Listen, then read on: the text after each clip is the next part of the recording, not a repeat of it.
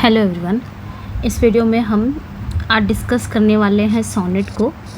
और इसके पहले हमने पोइट्री को डिस्कस कर लिया। पोइट्री के अंदर हमने एपिक को डिस्कस कर लिया, देन मॉक एपिक को डिस्कस कर लिया। ठीक है जी, ये पोइट्री के फॉर्म्स हैं, एपिक, मॉक एपिक। आज हम सोनेट को डिस्कस करने वाले हैं। ठीक है, ये आपका जितना भी पोइट्री के जितनी भी फॉर्म्स हैं सब हम डिस्कस करने वाले हैं। इसकी थ्योरी हम पढ़ने वाले हैं, कोई क्वेश्चन नहीं है। थ्योरी के बाद उसके बाद हम इससे रिलेटेड जो क्वेश्चंस रहेंगे वो करने वाले हैं। ओके, सो सबसे पहले हम सोनेट को समझ लेते हैं कि सोनेट है क्या। सोनेट एक कविता का रूप होता है, या यूँ बोल सकते हैं कि एक छोटी सी गीत होती है।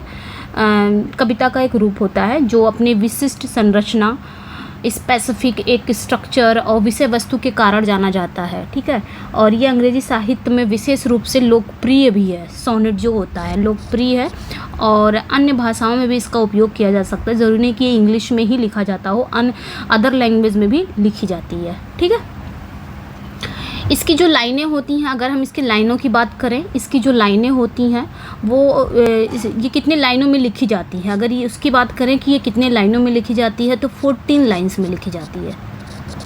कितने? 14 लाइन्स में लिखी जाती है। ये 14 लाइन की होती है। इसकी जो शैली होती है, इसमें जो शैली होते हैं, यानी कि ये कितनी फॉर्म में लिखी जाती है, तो 2 शैली, यानी कि एक सोनेट में आम तौर पर तो 14 लाइन की कविता होती है, 14 लाइन होते हैं, और ये 2 शैलियों में लिखा जाता है। अगर शैली की बात करें तो 2 शैलियों में लिखा जाता है। जैसे एक आपका पेट्रार्कन सोनेट होता है, पेट्रार्कन सोनेट के बेस पे लिखा जाता है। एक आपका शेक्सपियरियन सोनेट होता है, शेक्सपियरियन सोनेट। ठीक है, पेट्रार्कन सोनेट को ही हम क्या कहते हैं? इटालियन सोनेट कहते हैं। ये याद रखना है, पेट्रार्कन सोनेट को ही हम क्या कहते हैं? इटालियन सोनेट कहते हैं। और शेक्सपियरियन सोनेट को हम क्या कहते हैं? इंग्लिश सोनेट कहते हैं। अभी हम पढ़ेंगे वैसे, लेकिन अभी मैं समझा रही हूँ अपनी लैंग्वेज में, तो ये हमको समझना है। ठीक है, सोनेट तो 14 लाइन की होती है। ये एक छोटी सी गीत होती है, एक कविता का रूप होता है और गीत होती है। कोई भी, जैसे कोई भी विचार हो, प्रेम उरेम के बारे में लिखना हो या नेचर के बारे में, फिलॉसफी के बारे में लिखना हो, तो एक गीत के रूप में, एक गीत के जरिए लिख देना, बता देना। तो ये हो गया, 14 लाइन की होती है और ये 2 शैली में लिखी जाती है। एक तो पेट्रार्कन सोनेट और दूसरा शेक्सपियरियन सोनेट। पेट्रार्कन सोनेट को ही दूसरा नाम है, अदर नाम है इटालियन सोनेट, और शेक्सपियरियन सोनेट का दूसरा नाम है आपका इंग्लिश सोनेट। ठीक है, इतना समझ गए। अब इसमें और चीज़ें क्या इंपॉर्टेंट होती हैं, तो पेट्रार्कन सोनेट जो होता है इसमें 8 लाइनों का ऑक्टेव होता है और 6 लाइनों का सस्टेट होता है। 8 लाइन का क्या होता है? ऑक्टेव होता है, और 6 लाइन का सस्टेट होता है। ये याद रखना है। तो 8 लाइन का जो ऑक्टेव होता है उसमें प्रॉब्लम्स होती हैं, प्रश्न किया जाता है। 8 लाइनों में क्या होता है कि प्रॉब्लम होती है और उसमें क्वेश्चंस वगैरह किया जाता है। जबकि सस्टेट में क्या होता है, उसी प्रॉब्लम का, समस्या का समाधान निकाला जाता है या उस क्वेश्चन का आंसर दिया जाता है। ये चीज़ें इसमें दिखती हैं। और शेक्सपियरियन सोनेट में क्या होता है? शेक्सपियरियन सोनेट में भी 3 क्वार्टरन की लाइनों का समूह होता है, या 3 क्वार्टरन मतलब 4 लाइनों का एक ग्रुप। 3 क्वार्टरन रहता है। ठीक है, 3 क्वार्टरन तो 4 लाइनों का एक ग्रुप होता है। ये एक ग्रुप हो गया, ये भी एक ग्रुप हो गया, ये भी एक ग्रुप हो गया, तो इसको मिला के 3 क्वार्टरन हो गए। ठीक है, 3 क्वार्टरन में लिखा जाता है। लास्ट के 2 लाइन को कॉपुलेट कहा जाता है, जो कि एक होता है, लेकिन लाइनें कितनी होती हैं? 2 होती हैं।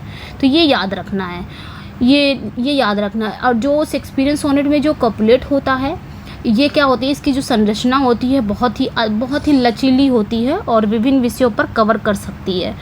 अब जान लेंगे कि सोनेट लिखा किस पे जाता है। थोड़ा सा ये भी जान लेंगे कि सोनेट लिखा किस पे जाता है। तो इतना हमने समझा। सोनेट लिखा किस पे जाता है, तो हम ये याद रखेंगे, सोनेट आपका लव पे लिखा जाता है। लव, प्रेम पे। सोनेट अक्सर प्रेम के विषय पर लिखे जाते हैं। ये प्रेम के अलग अलग पहलू, जैसे आपके रोमांस वगैरह हो गए, प्रेम के अलग अलग पहलू जैसे रोमांस हो गए, रोमांस के बारे में भी लिखा जाता है। या डिसअपॉइंट, यानी कि निराशा के बारे में लिखा जाता है। निराशा कोई चीज़ हो गई तो निराशा के बारे में लिखा जाएगा। या कोई इच्छा हो गई, इच्छा के बारे में लिखा जाता है। या त्याग को व्यक्त करती है ये सोनेट। ठीक है, और किस पे लिखा जा सकता है? तो नेचर पे लिखा जा सकता है। सोनेट जो है वो नेचर पे भी लिखा जाता है। सोनेट में प्रकृति का भी अक्सर वर्णन किया जाता है। सोनेट में ऐसा जरूरी नहीं कि सब सिर्फ लव पे ही लिखा जाए, नेचर पे भी लिखा जाता है। इसमें भी नेचर का भी अक्सर वर्णन किया जाता है। ये प्रकृति की सुंदरता, अच्छा नेचर का क्या लिखा था, प्रकृति की सुंदरता, शांति और उसके साथ मानवीय भावनाओं के संबंध को दर्शाता है। ये सारी चीज़ें सोनेट में लिखी जाती हैं।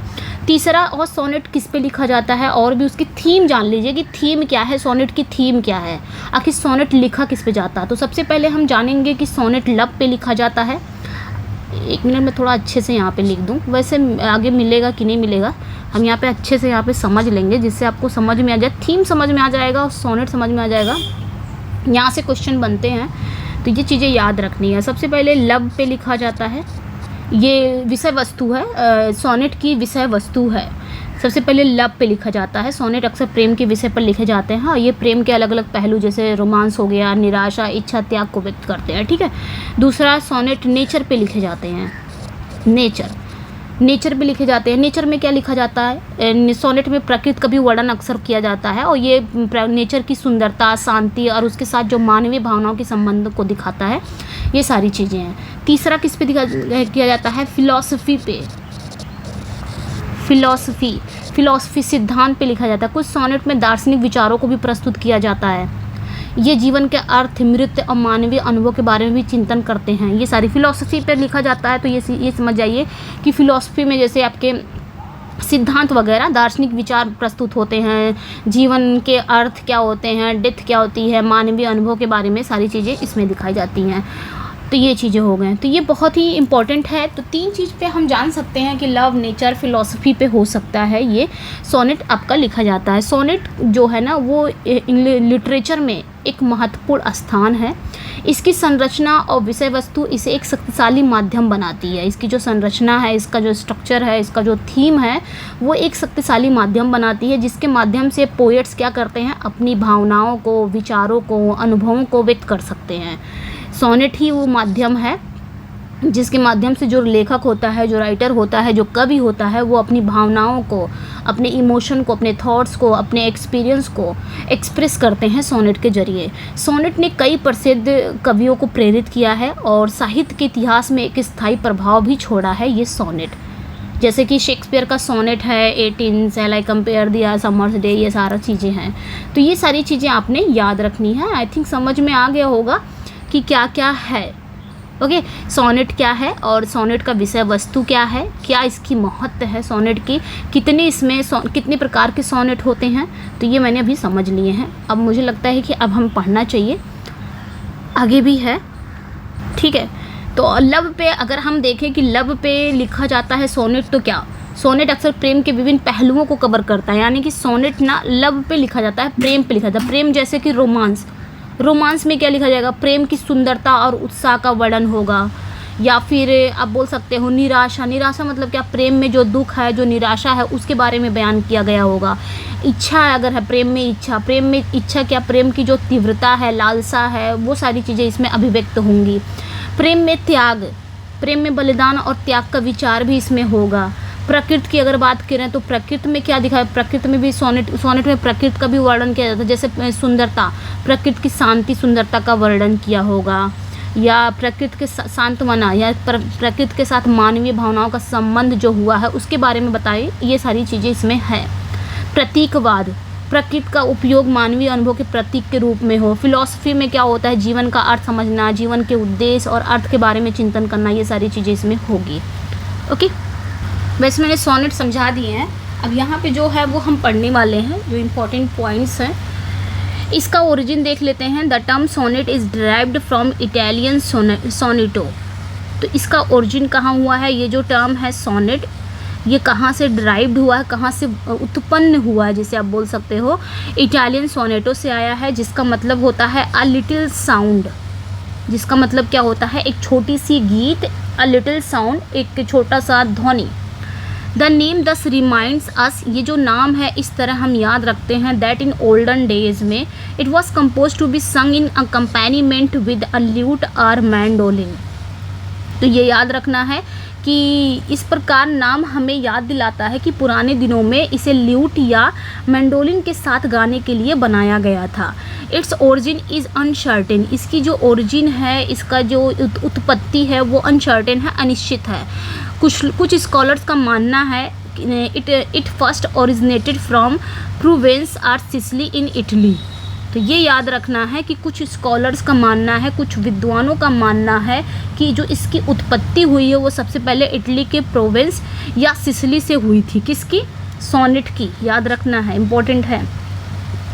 ऐसा ज़रूरी नहीं है कि एकदम इम्पॉर्टेंट ये एकदम कन्फर्म ही हो गया होगा कि इटली के प्रोवेंस या सिसिली से ही इसकी उत्पत्ति हुई है।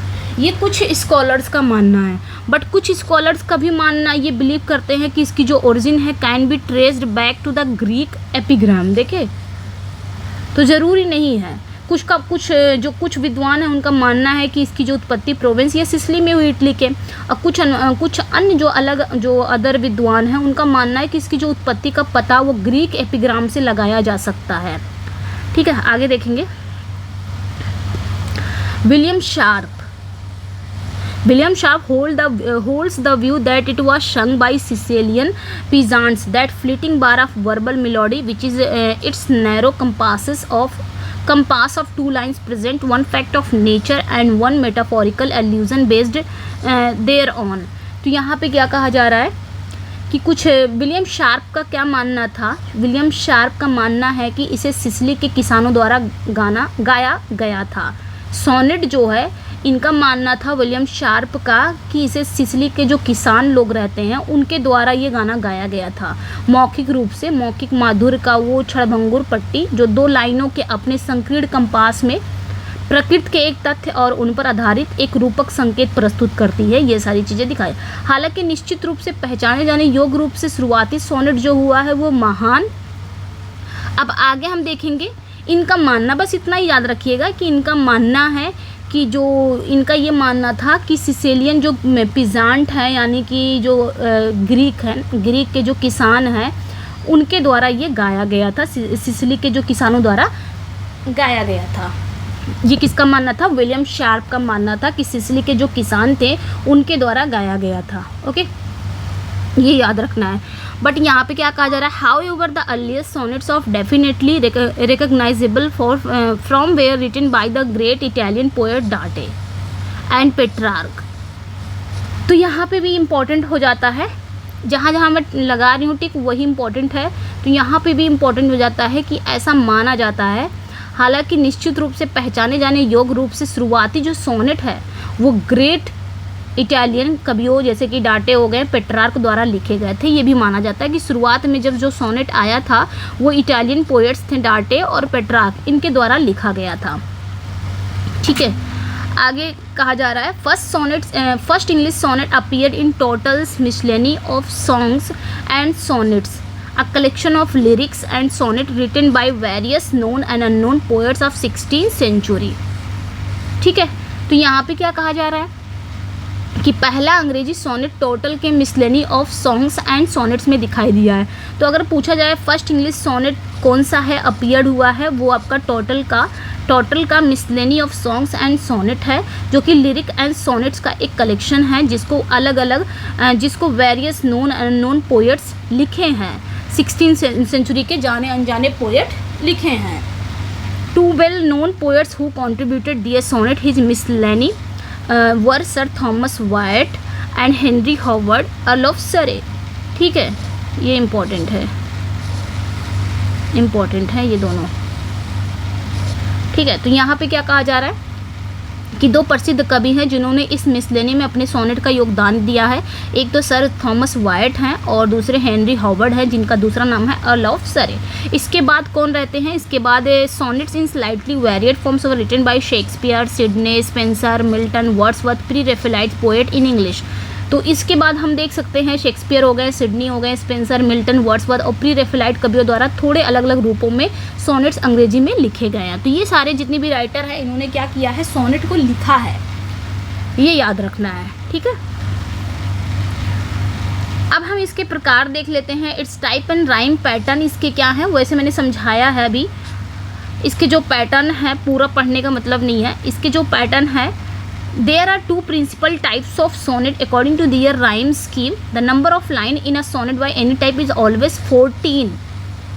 These are iambic pentameter lines linked by an intricate rhyme scheme. The two principal type of sonnets are these. तो ये याद रखना, ये किस में लिखा जाता है, ये iambic pentameter में लिखा जाता है, ठीक है। ये किस में लिखा जाता है, iambic pentameter में लिखा जाता है। कितने लाइन की होती है, 14 लाइन्स की होती है, ये याद रखना है। अब हम देखेंगे इटालियन सोनेट को, सबसे पहले जानेंगे। देखिए जो सोनेट होती है, इतना याद रखना है, जो सोनेट होता है वो दो प्रकार का होता है। एक तो आपका इटालियन सोनेट होता है, एक आपका इटालियन सोनेट होता है, इटालियन सोनेट, जिन्हें हम पेट्रार्कन सोनेट भी बोलते हैं, जिन्हें हम पेट्रार्कन सोनेट भी बोलते हैं। और दूसरा आपका क्या होता है, इंग्लिश सोनेट। दूसरा आपका कौन सा सोनेट है, इंग्लिश सोनेट, जिन्हें हम शेक्सपियरियन सोनेट भी बोलते हैं, ठीक है, जिन्हें हम शेक्सपियरियन सोनेट भी बोलते हैं। तो मैंने बताया है इटालियन सोनेट यानी कि पेट्रार्कन सोनेट में क्या होता है, 8 लाइन को क्या बोलते हैं, ऑक्टेव बोलते हैं। दो भाग में बटा हुआ है। इटालियन सोनेट यानी कि पेट्रार्कन सोनेट कितने भाग में बटा हुआ है, 2 भाग में बटा हुआ है, 2 भाग में बटा हुआ है। 8 लाइन को ऑक्टेव कहेंगे और ये प्रॉब्लम के लिए जाना जाता है 8 लाइन। इसमें क्या होता है, जो कवि हैं वो प्रॉब्लम बताते हैं या क्वेश्चनिंग करते हैं, ये होता है। और 6 लाइन को सस्टेट कहते हैं।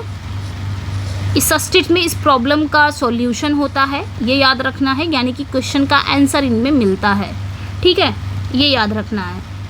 और इसकी जो राइमिंग स्कीम है, यानी कि 8 लाइन की जो राइम स्कीम है, जो 8 लाइन को हम क्या कहते हैं, ऑक्टेव। इसकी जो राइमिंग स्कीम है, राइमिंग स्कीम जो होती है ए बी बी ए, ये हो गई इसकी राइमिंग स्कीम, किसकी, 8 लाइन के ऑक्टेव की। जो 8 लाइन की होती है, 8 लाइन को हम क्या कहेंगे, ऑक्टेव, और 6 लाइन को हम क्या कहेंगे, सस्टेट। और इसकी जो होती है ये फिक्स्ड रहती है, ये फिक्स्ड राइम है, ये आपकी फिक्स्ड राइम है। और जो सस्टेट है इसकी फिक्स्ड राइम नहीं होती है, यहाँ चीज़ बताया गया है। इसकी फिक्स्ड राइम या तो आपकी CDE होगा, या फिर CDC होगा, या फिर CDC DCD भी हो सकता है। तो इसकी फिक्स्ड नहीं है सस्टेट की, बल्कि इसकी तो रहती है। तो ये इटालियन यानी कि पेट्रार्कन सोनेट का पूरा मैंने बता दिया है। इंग्लिश सोनेट का क्या होता है, इंग्लिश सोनेट भी 14 ही लाइन की होती है। सोनेट जनरली 14 लाइन की होती है, बट थोड़ा सा स्ट्रक्चर इन लोग का अलग अलग है, पैटर्न अलग अलग है।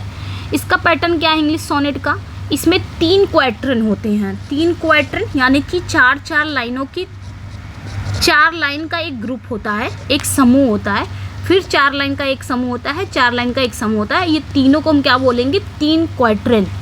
क्वार्टरन मतलब ये होता है जिसमें 4 लाइनों को हम वो बोलते हैं, स्टैंजा बोलते हैं या क्वार्टरन बोलते हैं, 3 क्वार्टरन। और लास्ट में 2 लाइन की एक कॉपलेट होती है। इसमें 3 क्वार्टरन होता है, एक कॉपलेट होता है। तो 3 क्वार्टरन यानी कि आपका 4 लाइनों का ग्रुप होता है, एक स्टैंजा होता है, और लास्ट में एक कॉपलेट होता है जो कितनी लाइन का होता है, 2 लाइन का होता है, ठीक है। इसकी भी राइमिंग स्कीम क्या हो जाती है, अगर हम इसकी राइमिंग स्कीम देखें तो इसकी राइमिंग स्कीम आपका हो जाएगा किसका, इंग्लिश सोनेट यानी कि शेक्सपियरियन सोनेट की। इसकी राइमिंग स्कीम ए बी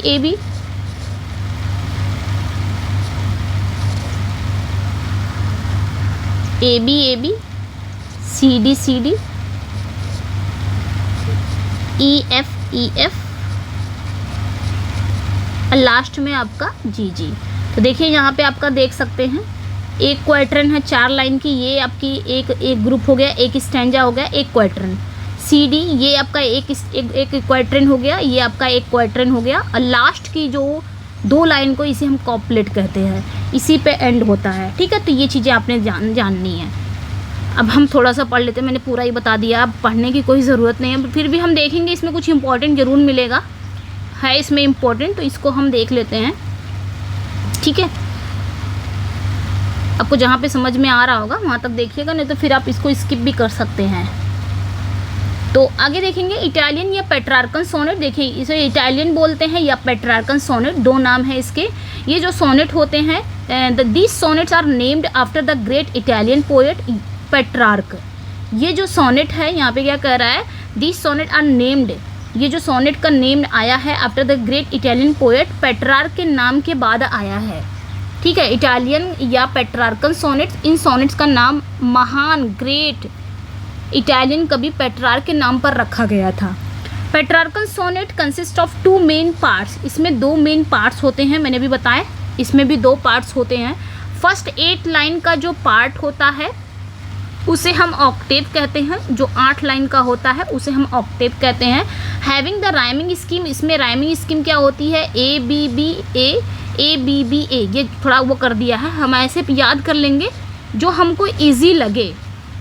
ठीक है, ये थोड़ा बड़ा वो कर दिया है, अगर आप इसको नहीं याद हो रहा है तो अब्बा अब्बा करके आप इसको याद कर सकते हो, इजी है। तो ये आपका इटालियन पेट्रार्कन सोनेट का राइमिंग स्कीम है, 8 लाइन का, सिर्फ ओनली 8 लाइन का, क्योंकि इसमें भी 2 भाग में बांट दिया जाता है, 2 भाग में, यानी कि पहले 8 लाइन में बांटा जाता है, दूसरा 6 लाइन में। ठीक है, और ये पहले वाली की राइमिंग स्कीम है, यानी कि किसकी, ऑक्टेव की। Last 6 line from the sestet, last की जो 6 लाइन है उसे सस्टेट कहते हैं, विच में one of the following rhyming, ये आपकी राइमिंग स्कीम है। एक चीज़ याद इसमें रखना है कि ये फिक्स्ड नहीं रहती है सस्टेट वाला, बट ऑक्टेव का फिक्स रहता है। ठीक है, thus we say that the lines in the octave and the sestet are separately interwoven. We also see that octave may be divided into 2 stanza 4 line each. अगर हम ये भी कह सकते हैं कि ऑक्टेव जो है उसको भी अगर डिवाइड करें तो 2 स्टैंजा में जाएगा, यानी कि 4 लाइन, 2 स्टैंजा, क्योंकि 8 लाइन का है तो 4 लाइन का, इसको भी अगर डिवाइड करेंगे 2 पार्ट्स में, तब ये भी दोनों आपका 4 है, यानी कि 2 पार्ट्स में गया, पहला पार्ट ये दूसरा पार्ट है, तो ये भी 4 लाइन का, ये भी 4 लाइन का। तो इसे हम क्या कहेंगे, क्वाट्रेन कहेंगे। यानी कि अगर क्वेश्चन आ जाए कि 4 लाइन के ग्रुप को क्या कहेंगे, क्वाट्रेन कहते हैं, स्टैंजा कहते हैं, क्वाट्रेन कहते हैं। तो अगर पूछा तो यहाँ पे क्या कह रहा है कि 2 स्टैंजा को हम इसमें कर दिए हैं, तो क्या हो गया है, ये quatrain. And the sestet into 2 stanza of 3 lines each, और अगर हम सस्टेट को तोड़ते हैं, सस्टेट में डिवाइड करते हैं, तो 6 लाइन का है, सस्टेट कितने लाइन का है, 6। तो इसको अगर 2 भाग में इसको भी बांटेंगे तो 3 लाइन का ये बन गया, 3 लाइन का ये बन गया, तब इसको हम क्या कहेंगे, टर्सेट कहेंगे। 3 लाइन की स्टैंजा को हम क्या कहते हैं, टर्सेट कहते हैं। ठीक है, और 4 लाइन की स्टैंजा को हम क्वाट्रेन कहते हैं, ये याद रखना है, 4 लाइन की स्टैंजा को हम क्वाट्रेन कहते हैं। ठीक है, तो ये चीज़ यहाँ पे वही चीज़ समझा रहा है।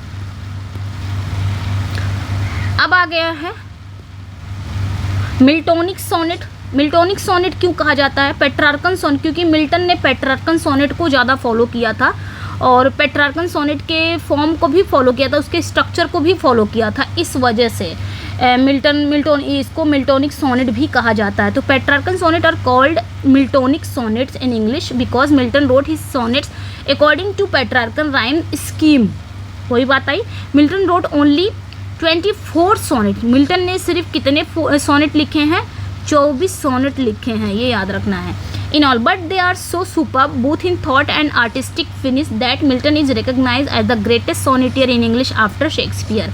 तो मिल्टन को शेक्सपियर के बाद ग्रेटेस्ट सोनेटियर के रूप में जाना जाता है इंग्लिश का, क्योंकि मिल्टन ने पेट्रार्कन सोनेट का ज़्यादा यूज़ किया था, उसके स्ट्रक्चर को फॉलो किया था, उन्होंने 24 सोनेट लिखे थे, इस वजह से मिल्टोनिक सोनेट भी इसे कहा जाता है।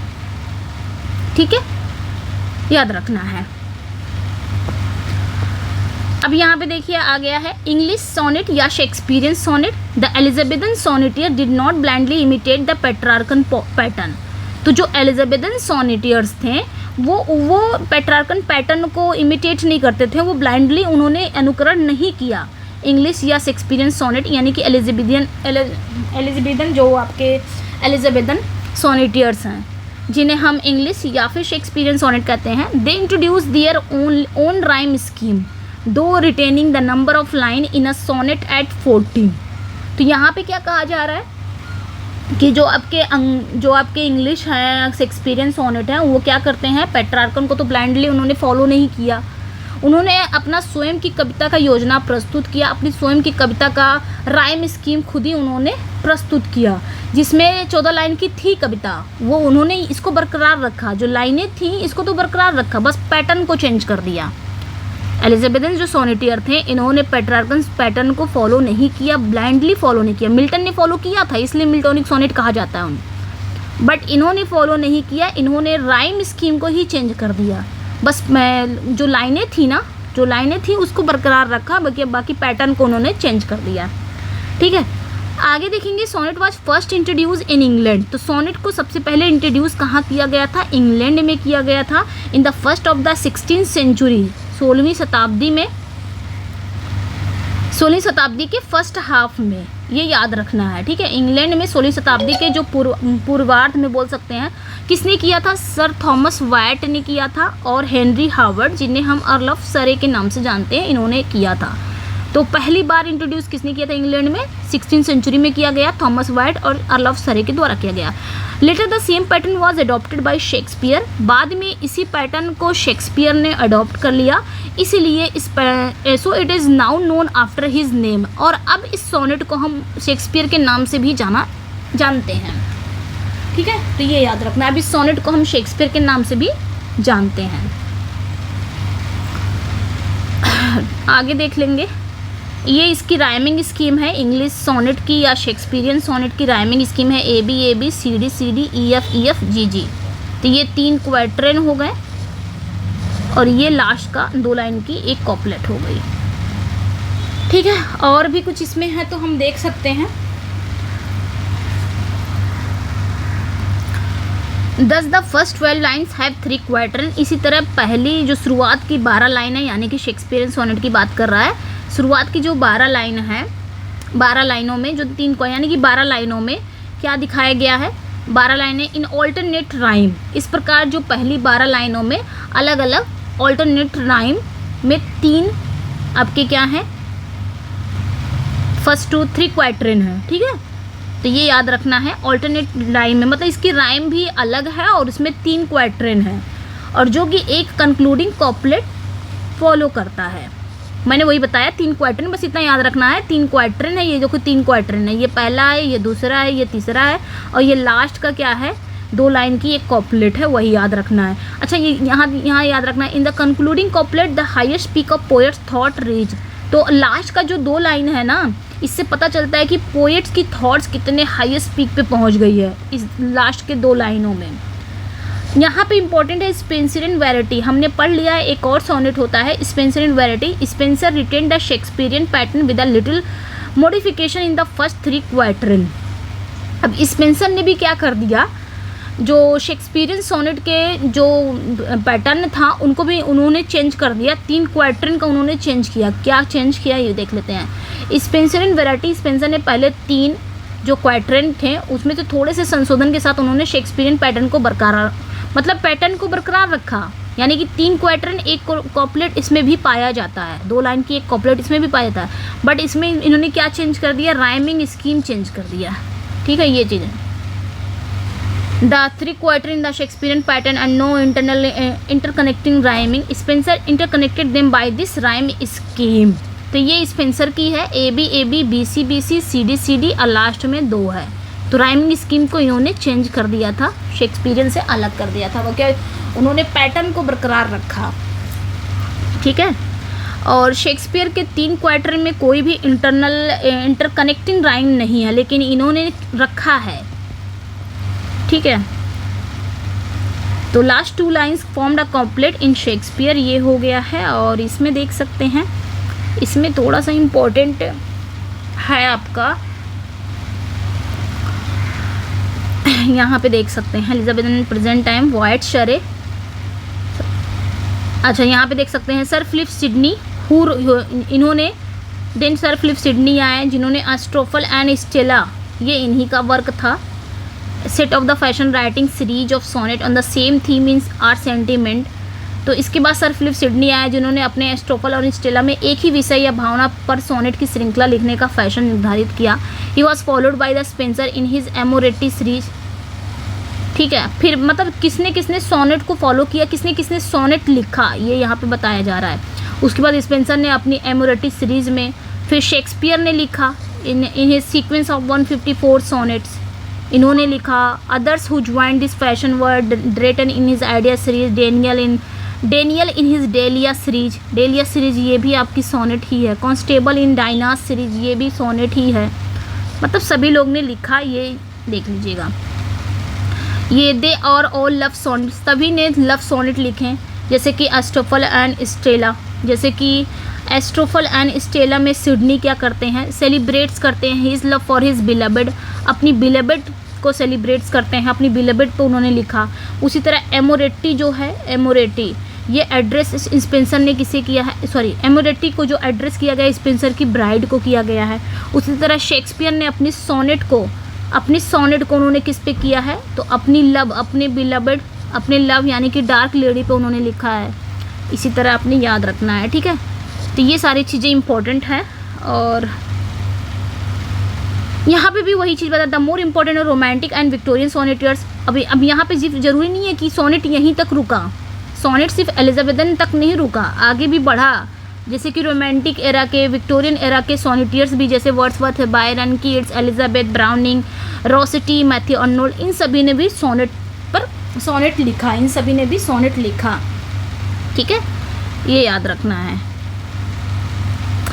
यहाँ पे आप देख सकते हैं सम इम्पोर्टेंट सोनेट सीरीज है, तो मैं PDF दे दूँगी, इसको आप लोग पढ़ लीजिएगा। ये कुछ सोनेट सीरीज है, ठीक है। जैसे कि टोटल मिसलेनी ऑफ सॉन्ग्स, टोटल की क्या है, मिसलेनी ऑफ सॉन्ग्स एंड सोनेट्स। ये कब आया था, 1557 में आया था। सर फिलिप सिडनी का एस्ट्रोफल एंड स्टेला, ये एड्रेस किसे है, ये वैरायटी ऑफ सब्जेक्ट पे है, और ये किस पे एड्रेस है, उन्हीं की बिलबेड को 1598। स्पेंसर की एमोरेटी, ये उन्हीं की ब्राइड को एड्रेस है 1595। शेक्सपियर की सोनेट दो लोग को एड्रेस है, 1609 में आया था।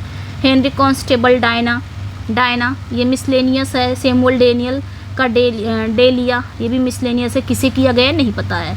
थॉमस लॉज का फिलिस, ये सारा चीज़ देख लीजिएगा। माइकल ड्रेटन का आइडिस मिरर, फल के ग्रेवाइल का, ये आप देख लीजिएगा। ये सारा कुछ आप देख लीजिएगा। अब हम आते हैं क्वेश्चन पे, ओके। इनसे रिलेटेड जो क्वेश्चन है वो हम करने वाले हैं। अब इनसे रिलेटेड क्वेश्चन क्या है, how many lines are there in Petrarchan sonnet, Petrarchan sonnet में कितनी लाइन्स है। सो यहाँ पे जो राइट आंसर हो जाएगा वो आपका क्या हो जाएगा, सो यहाँ पे राइट आंसर आपका 14 हो जाएगा। इसमें कितनी लाइन है सोनेट्स में, चाहे आपकी पेट्रार्कन हो गया, चाहे इंग्लिश सोनेट हो गया, चाहे पेट्रार्कन सोनेट, दोनों में ही आपका सोनेट लाइनें जो हैं 14 है बस। बट अगर कोई चीज़ चेंज है तो पैटर्न, ये याद रखना है, क्योंकि पेट्रार्कन सोनेट और शेक्सपियरियन सोनेट दोनों का पैटर्न अलग है, लाइनें एक जैसी हैं आपकी, ये याद रखना है। What are the first lines, first 8 lines I think यहाँ पे होना चाहिए, 8 lines of a Petrarchan sonnet called. तो पेट्रार्कन सोनेट की फर्स्ट 8 लाइन्स क्या कहलाती है, पहली जो 8 लाइन्स हैं वो क्या कहलाती हैं, तो ऑक्टेव कहलाती हैं। यहाँ पे 4 ऑप्शन पढ़ने का कोई मतलब नहीं है। Next, what are the last 6 lines of Petrarchan sonnet called, तो पेट्रार्कन सोनेट की लास्ट 6 लाइन क्या है, सस्टेट है। 3 लाइन को टर्सेट कहा जाता है, ये याद रखना है। नेक्स्ट, अगला जो क्वेश्चन है, the last 6 lines of Miltonic sonnet are divided into 2 groups of 3 lines each, what is the group of 3 lines called. तो मिल्टोनिक सोनेट का जो लास्ट 6 लाइन्स है उसे 2 ग्रुप में बांटा गया है, 3 लाइनों के ग्रुप में बांटा गया है। तो उस 3 लाइन के ग्रुप को हम क्या कहते हैं, मैंने अभी बताया 6 लाइन है, 6 लाइन है, ये ग्रुप बांट दिया गया इधर, एक ग्रुप इधर बांट दिया, दोनों को बांट दिया गया, तो कितनी लाइनें हुई, 3 लाइनें हुई। तो 3 लाइन को हम क्या कहते हैं, टर्सेट कहते हैं। अभी मैंने समझाया टर्सेट, ठीक है। Next, how many sonnets in all were written by Milton, तो मिल्टन ने, अगर देखा जाए मिल्टन ने कुल कितने सोनेट लिखे हैं, सो यहाँ पे जो राइट आंसर हो जाएगा आपका 24 सोनेट हो जाएगा। Next, how many sonnets in all were written by Shakespeare, तो शेक्सपियर ने कितने सोनेट्स लिखे हैं, 154। शेक्सपियर को तो पढ़ ही लिया है आपने बहुत अच्छे से। Next, Milton thou shouldst be living at this hour, this is the opening line of sonnet, who has written this sonnet. तो ये जो लाइनें हैं ये किस सोनेट की ओपनिंग लाइन है और इस सोनेट को लिखने वाला कौन है। तो ये आपके विलियम वर्ड्सवर्थ हैं। कौन है? विलियम वर्ड्सवर्थ हैं, जिनका टाइटल क्या है, इन्होंने लिखा है टू मिल्टन या फिर लंदन 1802। ये एक सोनेट है। Next, who wrote the sonnet series and title Amoretti. तो यहाँ पे क्या कहा जा रहा है कि एमोरेटी नामक जो सोनेट है, ये जो सीरीज है, ये किसने लिखी है? एमोरेटी किसने लिखा है? सो यहाँ पे जो राइट आंसर हो जाएगा स्पेंसर। ठीक है। Next, sir Philip Sidney wrote a sonnet series address to his beloved, what is that series title. तो सर फिलिप सिडनी ने भी लिखा है एक सोनेट जो उन्होंने अपनी बिलवेड को किया था एड्रेस। तो क्या नाम है? Astrophel and Stella, B correct हो जाएगा। Next, the first collection of songs and sonnet is called Tottel miscellany, who was Tottel. कौन है ये टोटल?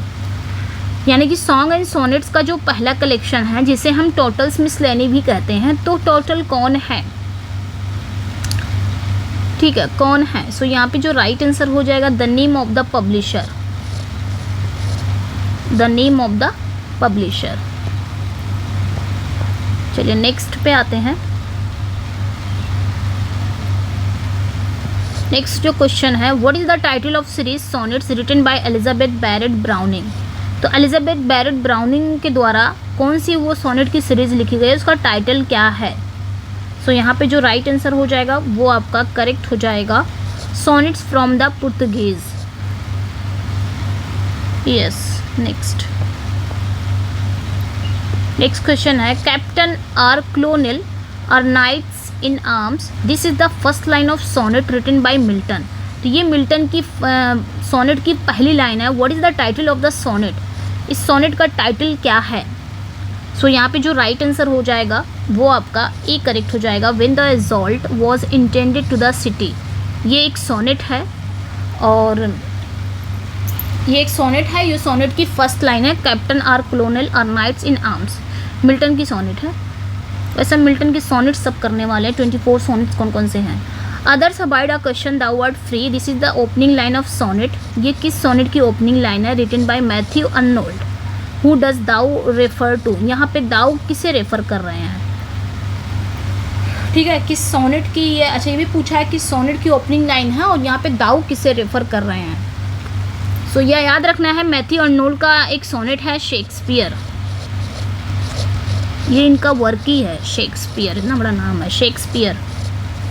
तो और यहाँ पे दाऊ शेक्सपियर को ही कह रहे हैं, यानी कि सारे राइटर जो हैं उनसे क्वेश्चन किए जाते हैं, लेकिन आप तो फ्री हो, आपसे तो कोई क्वेश्चन ही नहीं उठा पाएगा। The sonnet series and title river Duddon sonnet was written by. तो रिवर डडन जो सोनेट है ये किसने लिखा है?